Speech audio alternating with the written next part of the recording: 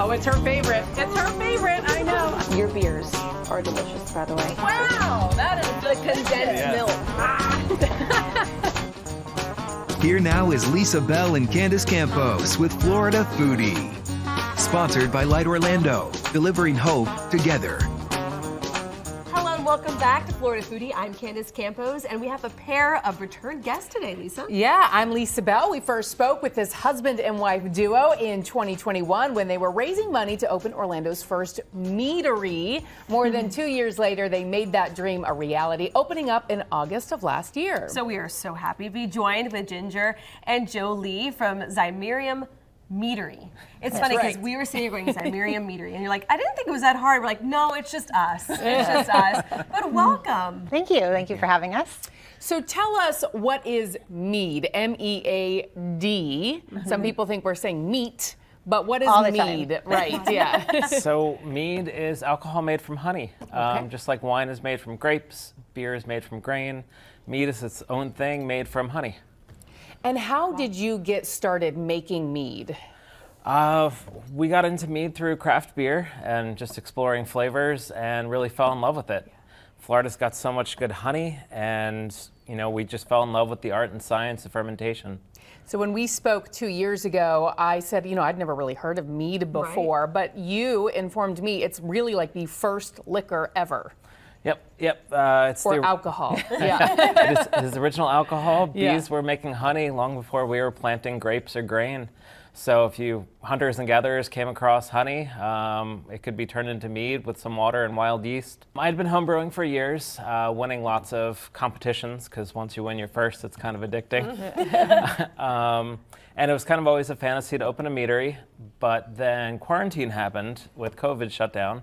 And Ginger was doing installations all around the world, so she had her entire year booked up, and then COVID happened, so I had all these plans to travel, do art installations. Everything got canceled overnight, and that kind of paired with right when we were talking about potentially starting up a physical location for the meadery. So with all my stuff getting canceled, that gave me the opportunity to sit down, and we worked full time on doing the business plan. And I basically transitioned to making that my full-time project of working on the build out, doing the business plan with Joe, and then actually turning that into business, since I had a lot of free time to transition to focusing on that. So I actually designed the entire Taproom, and that was part of the build out and everything. So after doing the business plan, then we got the investors, and then it actually, as you guys might know, took us 9 months to get the space after we talked. So it was kind of a whole journey that, It took longer than you had hoped. Yes, absolutely. But it is absolutely beautiful. For people who haven't been there, and we're going to have video of this, walk us through what it looks like and what's it like to go to a meadery. So there's definitely a lot of black. First thing people notice as they're driving down Mills Avenue. Big black building, and a lot of people, the logo catches their eye. They don't know what it is, so it intrigues them. Very artsy. Yes, we've had so many people say that they were driving by and they had to do a quick U-turn to see, what exactly is this big black building. And so a lot of them come in, and then you come inside, and it's a lot more black. So it's definitely something that I like, is a lot of darker colors. And then since we work with honey is the base for everything that we do. So the black is actually a backdrop for the gold elements, which pop off all of the other black elements in the space. So we have black taps on the back of the wall. There's hexagons everywhere. We have a black concrete bar top with brass inlay of hexagons. So the hexagons and the homage to honey is definitely woven throughout the entire space. And I love math, so the factor, hexagons have 6 sides, so there's a factor of 6 woven throughout a lot of the design elements.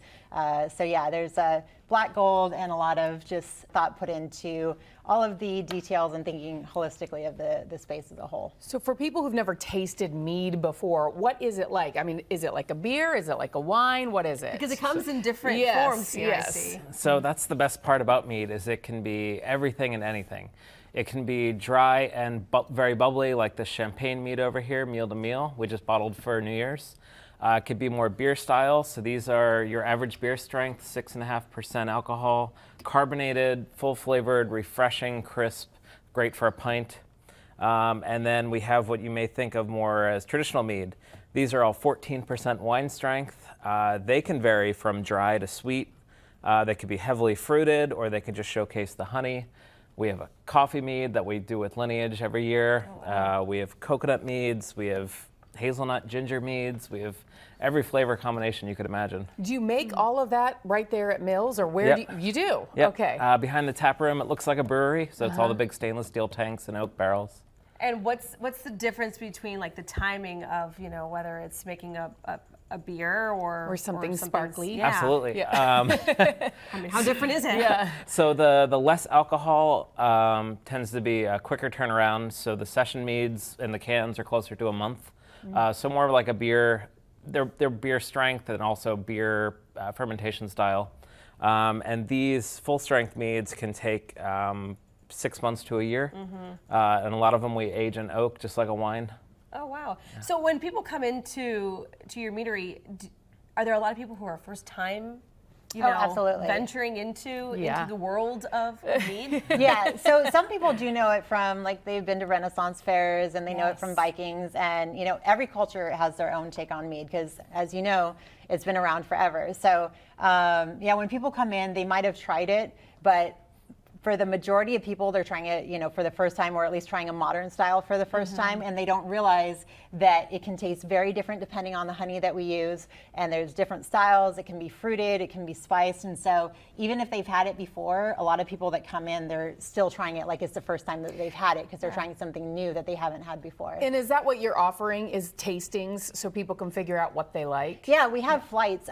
So we have a couple of flights that we're really excited about that are pre-built. So we have a honey flight, a Florida honey flight, so that people can actually taste different Florida honeys specifically and actually see that depending on just the honey itself, there's different nuances in the flavor profile, the aromatics, and all those kind of things come through based on the nectar that's in the honey. And so, you know, people that think it all tastes like a honey bear that they get from the grocery store, they come in and they're like, wait, not all honey tastes the same. Right. I had no idea. So that's one of our favorite flights. And then the other flight showcases 5 of 20 different styles that we have, and so they get to try, you know, 5 of kind of like our top picks, and they can also build a flight by picking 5 that they want to try on their own as well. And Ginger, I know you love honey, and a lot of your honeys come from Florida, but you also have some from other parts of the world. Yes. Yeah. So when I used to travel doing art installations, that was one of my favorite things, is getting honey from all over the world. I can't actually say that I have a favorite because they're all just so different. Hawaiian honey has actually become one of our favorites, Lahua, which we actually made one of the meads from, and that's become one of our personal favorites. And yeah, they're just, depending where you go, taste completely different and different consistency, and you know, it's all based on the flowers that the bees visit to produce it. So even from season to season, it can taste very different depending on, you know, what flowers are in bloom during that time of year. So I mean, you guys are together. You're building this meadery empire. How is it? How is it working together? How is it figuring out the world of mead? It's incredible. We've been doing 120-hour weeks for the past year. Wow. It's been a lot of time. Year plus, yeah. It's over a year now. Yeah. Yeah, it's just the two of us. We have wonderful bartenders, but we do everything else. So alcohol production is highly regulated with the government. It's both state and federal, so every formula needs to be approved. Every label needs to match the formula. Wow. So every word's regulated. Yeah, we complement each other really well. So, you know, when we were working on this, we kind of teamed up. He was focusing on making the mead, working on the recipes, and alongside that, as I mentioned, I was working on the tap room, and along with that is also applying for grants, you know, from the city to get, we got a facade grant to get reimbursement from the city for, we got all new window storefront, we got the signage, we painted the building, so did a whole new storefront, you know, getting the licensing, so alongside with like doing the creative, the fun parts, there's also applying for the permits and things that, you know, it couldn't possibly have gone faster because we were working on that. And we would wake up in the morning and then pretty much until we went to sleep at night, like every ball that we could have rolling. It's got to be such a passion project for you guys, because to go through all those barriers and as you mentioned, the bureaucracy, the red tape, that's a lot. It is, yeah. People think I'm joking when I say that I wear 20 different hats on a daily basis, and it's just now I'm in this mode, now I'm in this mode, now I'm in this mode, and you know, even getting the meads ready and thinking, you know, a lot of places open with maybe 2-3 things on draft when they first open, and we had like 20 baby steps. Yeah, exactly. Yeah, when we first opened grand opening, we had pretty much every tap filled ended up working out really well. So. Awesome. We are going to take a very short break, Yes. but we will have much more with Joe and Ginger Leigh coming up. Yeah, and they're going to give us kind of a taste of what goes behind the making of the meads and kind of walk us through the whole science behind I'm it. going to pop this open. Yeah, maybe after the break.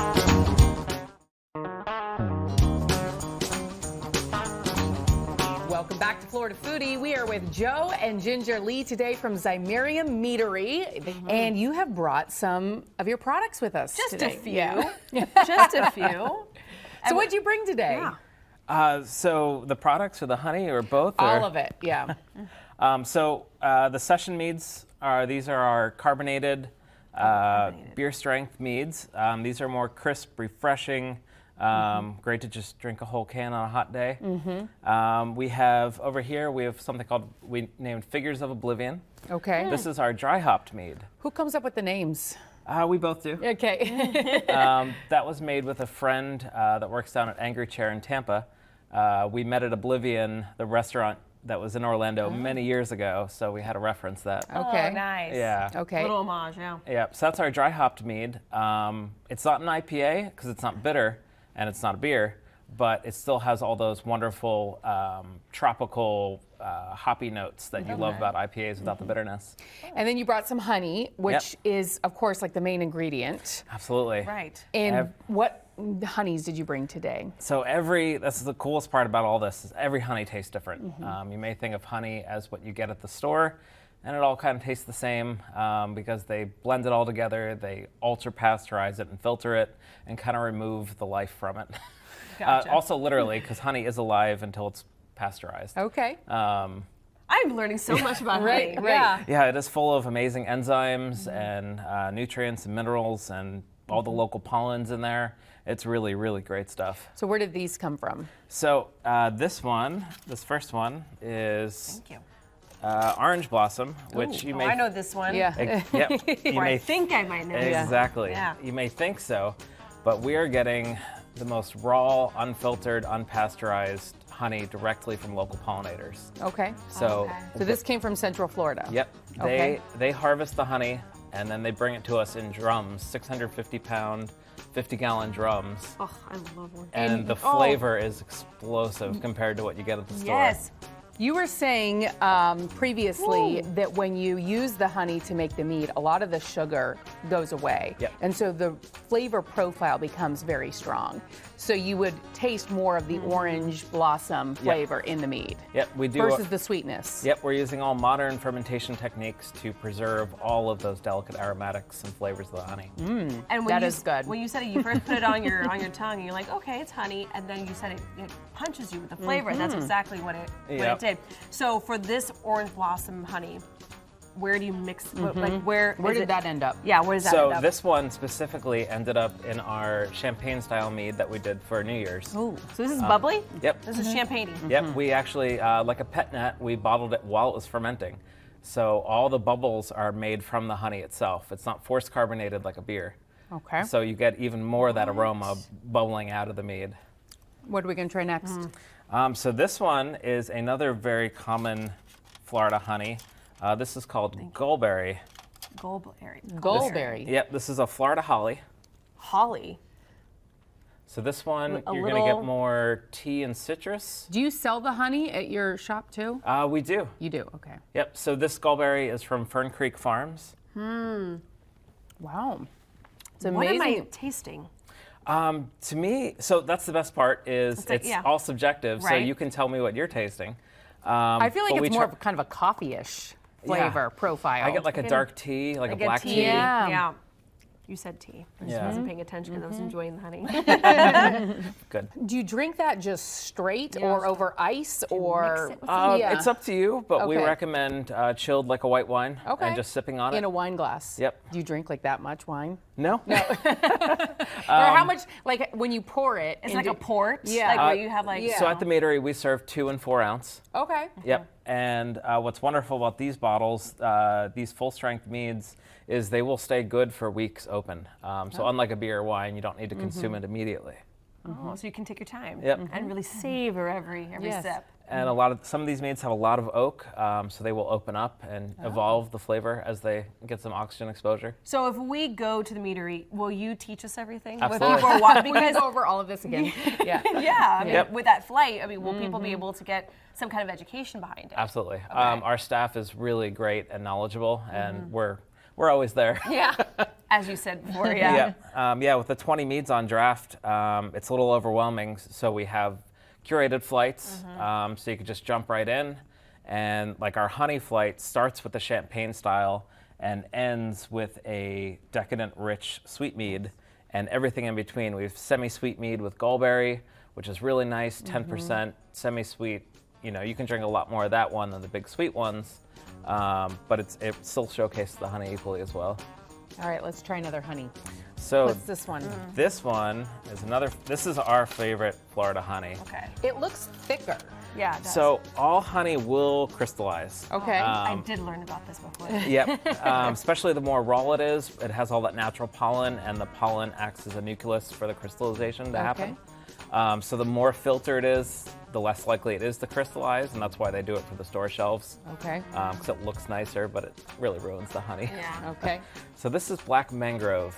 Ooh. Out on the Space Coast is all government land, and it's all black mangroves, Okay. This is not a honey. right? This one's more caramel butterscotch. Like a butterscotch candy, but not really. Yeah. Yep. So a lot of our meads use this honey because Wow. it's so exquisite. And it's one of the most pure honeys. Does it affect the mead if you use like a crystallized honey versus? Nope. As soon as No. we get warm again, it Okay. liquefies. Because you can taste the crystals, which is kind of fun. Yeah. And now I this can one. see why when you travel, why you collected and brought so Yeah. many back, because they're so different, and you really taste where you're coming from, because Absolutely. that's where all the local pollen and stuff is from. Okay, and we have one more One to try more. here. So this one is very crystallized. It looks like butter. It Yeah, does. it does. Where's this from? So just kind of let this one melt in your mouth instead of trying to chew it because it's so so crystallized. Okay. This is our favorite Hawaiian honey. Ooh, is this from? It's from Hawaii. Yep. Okay. So this is called lahua. This flower is the first thing that grows on the lava flows. It's this Wow. red, spiky, alien-looking flower. It's only in Hawaii, and it has this crazy pineapple, tropical, bold. But you kind That of you is smell the amazing. flowers. Yep. So unfortunately, we can't drink the alcohol. I'm Florida foodie. But if people drink this, will they feel like they're drinking honey? Not in the sense of like drinking a honey bear or eating a spoonful of honey. Right. Because these are all, the sweeter ones are more like a sweet Riesling. So Okay. they have the big acid to balance all the honey, because honey is also acidic. Yeah. So it's much more balanced. It's not cloying or overly sweet. And this bottle looks very special. Yes. What is happening here? What's the story behind that? Yeah. This one's our endless raspberry. We got 1,800 pounds of raspberries. Oh, just a few. Just a few. Yep, an entire pallet. That was the minimum order we could get. And we combine it with one of the most rare and special Florida honeys, Tupelo. This only grows on the border of Florida and Georgia, on the riverbanks. It's very hard to collect. There's songs written about it. There's towns named after it. It's a very exquisite honey. And so Endless Raspberry is one of our most popular meads before we opened. So when we made it officially, we wanted to use the best Florida honey there was. Yeah. It turns out raspberries have 1 billion seeds.